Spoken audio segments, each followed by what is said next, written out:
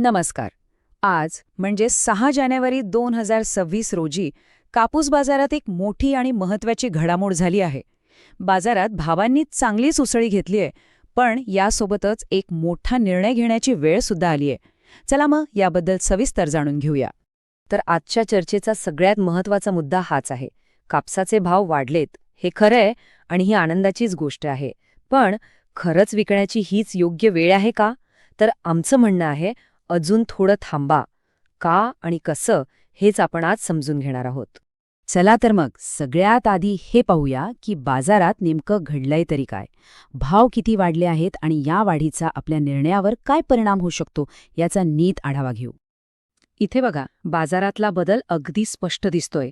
कालपर्यंत कापसाच्या एका गाठीचा भाव होता 54,000 रुपये आणि आज 6 जानेवारीला तोच भाव थेट 54,300 रुपयांवर पोचलाय. म्हणजे ही एक ठोस आणि सकारात्मक वाढ आहे. म्हणजे विचार करा, फक्त एका दिवसात प्रति गाठीमागे तब्बल 300 रुपयांची वाढ झाली आहे. ही काही छोटी गोष्ट नाहीये. हे बाजारात एक चांगली गती आहे याचं अगदीच स्पष्ट लक्षण आहे. पण ही जी वाढ झालीय ती सगळीकडे सारखीच आहे का? चला, वेगवेगळ्या राज्यांमध्ये आणि बाजारपेठांमध्ये सध्या काय दर सुरू आहेत ते जरा बारकाईने पाहूया. म्हणजे आपल्या भागातील नेमकी परिस्थिती काय आहे याचा अंदाज येईल.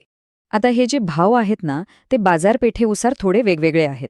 म्हणजे कसं तर बघा, स्थानिक बाजारात प्रति क्विंटलला 7,200 ते 7,300 रुपये मिळतात. तेच जर मध्यम व्यापाऱ्यांकडे गेलं तर भाव 7,400 ते 7,600 पर्यंत जातो. आणि जर कापसाचा दर्जा एकदम उत्तम असेल तर मोठ्या बाजार समित्यांमध्ये 8,200 रुपयांपर्यंतचा भाव मिळतोय. आणि हे जे दर आपण पाहिले ते प्रामुख्याने महाराष्ट्र, मध्य प्रदेश, हरियाणा, राजस्थान आणि पंजाब या राज्यांमध्ये लागू आहेत. त्यामुळे या राज्यांमधला शेतकरी बांधवांसाठी ही माहिती खूपच महत्त्वाची आहे.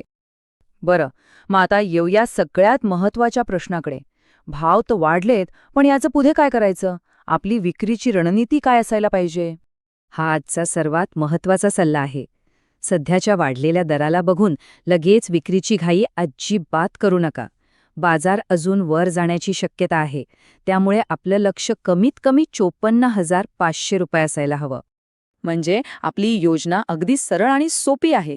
पहिली पायरी, आपला माल आता विकायचा नाही, तो रोखून ठेवायचा. आणि दुसरी पायरी, बाजार जेव्हा 54,500चा टप्पा गाठेल तेव्हाच विक्रीचा विचार करायचा. ही 2 टप्प्यांची रणनीती लक्षात ठेवायला एकदम सोपी आहे. आता शेवटच्या आणि महत्त्वाच्या टप्प्यात आपण हे समजून घेऊया की थांबण्याचा सल्ला का दिला जातोय. असं थांबणं का शहाणपणाचं ठरू शकतं आणि बाजाराची सध्याची दिशा काय सांगतेय? याचं कारण म्हणजे बाजारात सध्या अपवर्ड ट्रेंड आहे, म्हणजेच वाढीचा कल आहे. आता याचा सोपा अर्थ काय? तर किमती अजूनही सातत्याने वाढत आहेत आणि ही वाढ अजून थांबलेली नाही. त्यामुळे भविष्यात आणखी चांगला भाव मिळण्याची शक्यता खूप जास्त आहे.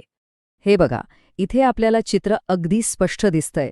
सध्याचा भाव आहे 54,300 आणि आपलं लक्ष आहे 54,500. जरी हा फरक पहिल्यांदा बघताना छोटा वाटला तरी मोठ्या प्रमाणात विक्री करताना हाच फरक एकूण नफ्यात मोठी भर घालू शकतो. तर मग आजच्या या सगळ्या माहितीनंतर एकच प्रश्न उरतो, जेव्हा बाजार आपल्या लक्ष्यापर्यंत पोहोचेल तेव्हा त्यासाठी आपली विक्रीची योजना तयार आहे का? योग्य वेळेची वाट पहा आणि योग्य निर्णय घेण्यासाठी तयार रहा.